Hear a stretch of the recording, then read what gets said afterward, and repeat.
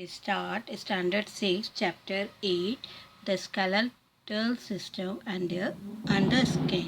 Previous class में हमने bones के बारे में पढ़ा था, ह्यूमन स्केलेटन का रिवाइज किया था, टाइप्स ऑफ बोन्स पढ़े थे.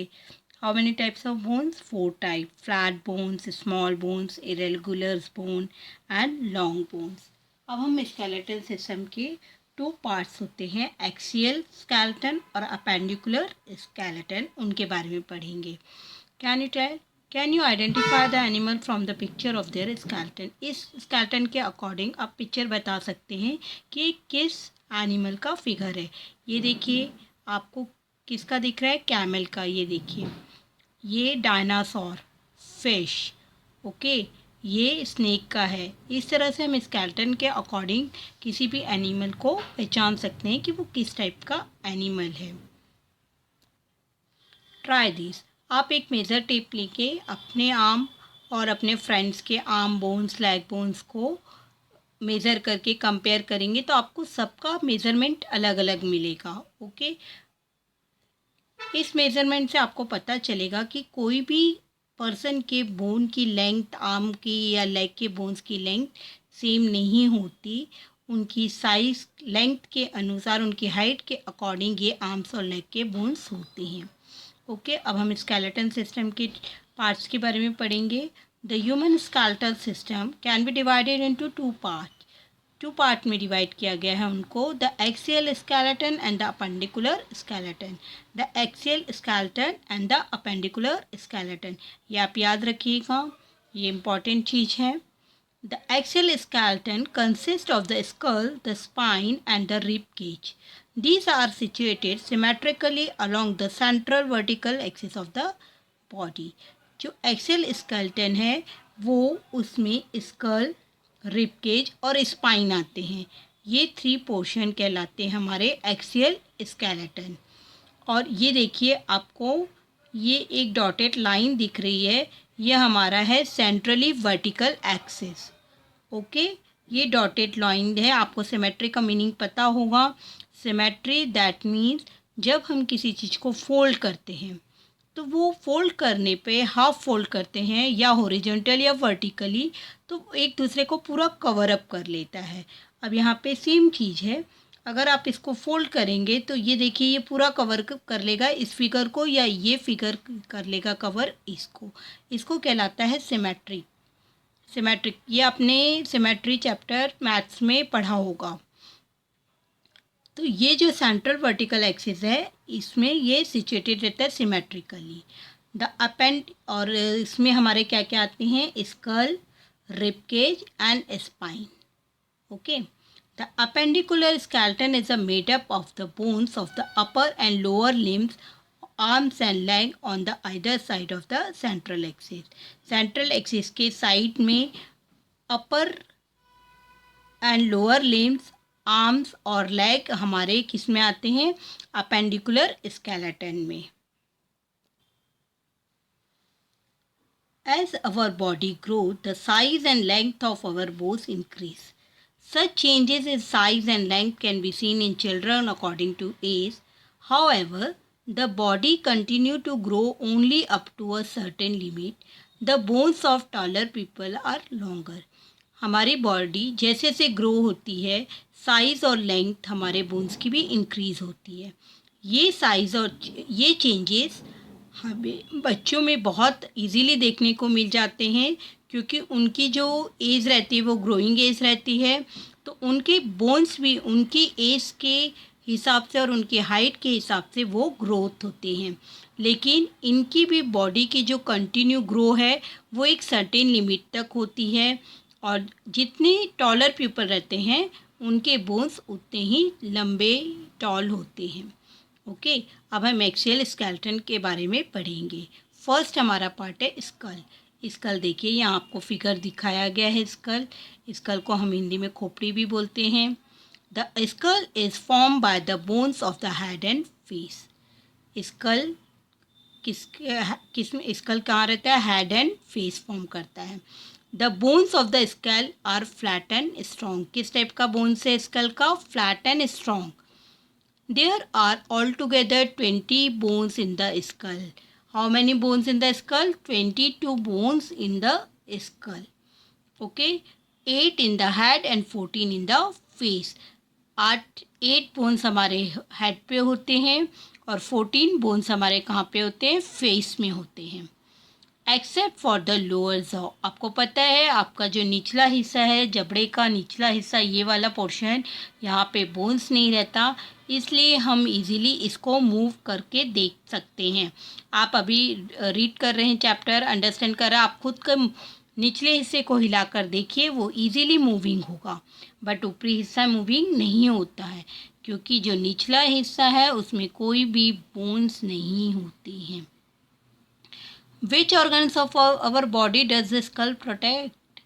स्कल किसको प्रोटेक्ट करता है? स्कल प्रोटेक्ट करता है हमारे मेन पार्ट, ब्रेन को प्रोटेक्ट करता है। ये चीज़ याद रखिएगा। Rib cage, feel the left and right side of your chest with your hand और a finger. How many bones can you feel all together on two side? आप अपने चेस्ट में फील करेंगे तो आपको बहुत सारे बोन, डिफरेंट टाइप के बोन्स दिखाई देते हैं, उनका स्ट्रक्चर डिफरेंट दिखाई देता है। Okay, check in the centre, how many bones do you feel? आप सेंटर में चेक करोगे आपको कितने बोन्स फील होते हैं, आपको काउंट करने के भी पता चलेगा, बट हम यहाँ पे फिगर के थ्रू देखते हैं। The cage like structure in the chest is called the rib cage. ये जो कि केज लाइक स्ट्रक्चर दिख रहा है आपको, इसको हम क्या बोलते हैं? Rib cage.